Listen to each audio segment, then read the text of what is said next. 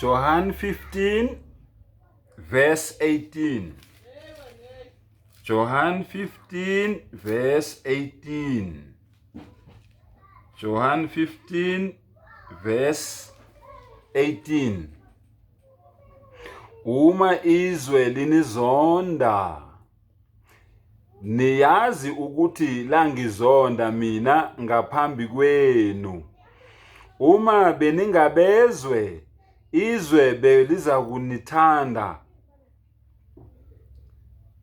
kuthanda okwalo. Kepha lokhu ningesibo abezwe, kodwa nganikhetha mina ezweni, kungalokho izwe linizonda.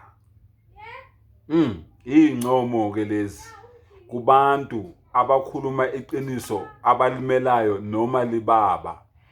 Bafowethu nina enikule indlela engihambayo nami enitshela abantu iqiniso benithuka benibize ngakho konke, nazi incomo ezibhekekini.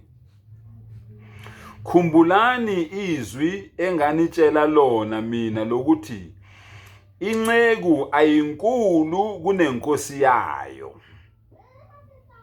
Uma bebengizingele mina, nani bayakunizingela. Uma begcine izwi lami nelenu bayakuligcina.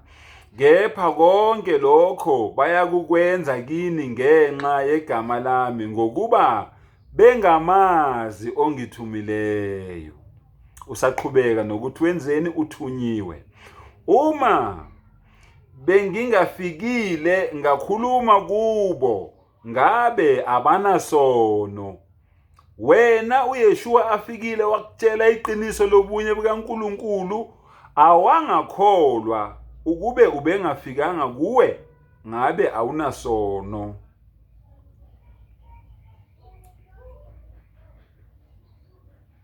Kepha kaloku kabanazaba ngesono sabo.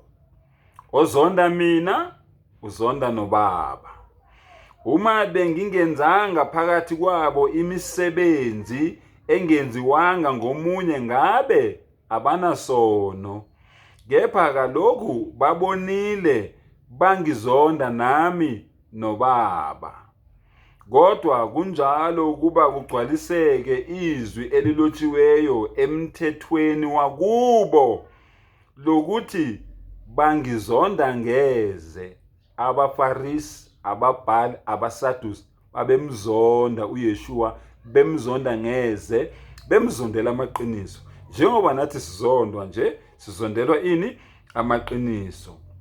Nani nxa esefikile umduduzi engeya kumthumela kini evela kuBaba, umoya weqiniso ophuma kuBaba kuyena oyokufakaza ngami. Uyathanda awuthandi le verse le?